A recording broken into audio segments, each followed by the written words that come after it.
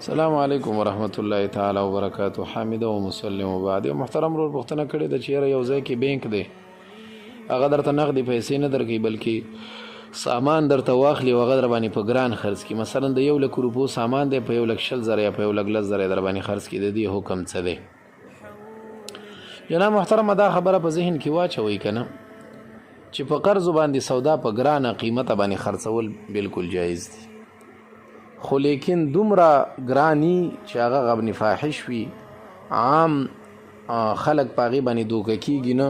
یعنی مطلب د 10 روپو شه د په شلې په خرڅ کړي، نو دا اوس ډیر زیاته دی، نو دا بیا خلاف اولا عمل دی. علما او بعض فقها ورته لکه فتاوا عبد الحی کې مولانا عبد الحی لکنوی رحمه الله ورته مکروه ویلی، خو مکروه تنزیهی دی دام، یعنی دا عمل بیا هم جایز دی خو خلاف مروت دی. مروت دی ته وایي یو خلاف شریعت بل خلاف مروت. خلاف مروت دی چې عام عادت کې سړی په بد ښکاری وای، په دې کار سړی خنخ کاری بد په ښکاری، نور دا کار جایز دی. دا مسله ډیره زیاته مفصله په 1500 صفحو باندې مشتمله، لږ دی کې ول صفحې وی پورا فتاوا عثماني لیکلي دریم جلد 210 نمبر صفحه د کتاب البیوع.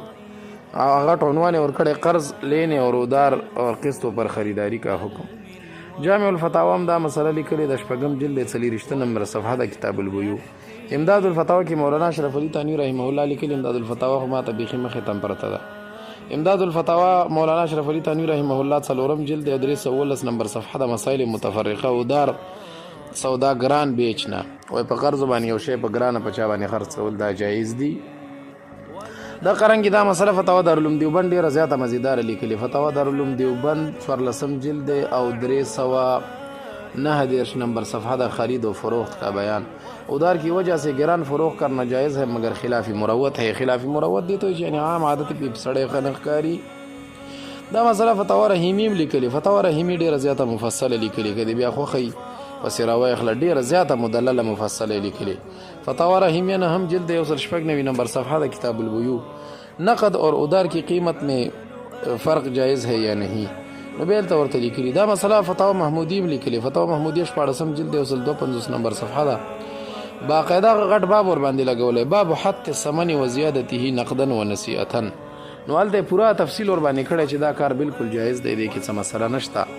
لیکن دومره ګران خرڅول چې عام عادت کې هغه نه وي، نو دا به خلاف مروت عمل دی. یا د چا د مجبورۍ نه غلطه استفاده کول دي چې هغه جایز خودي، خو لیکن دومره خبره ده چې مکروه دي. دا وګوره دا مسله بذل المجهود کې مرا نقل کړي.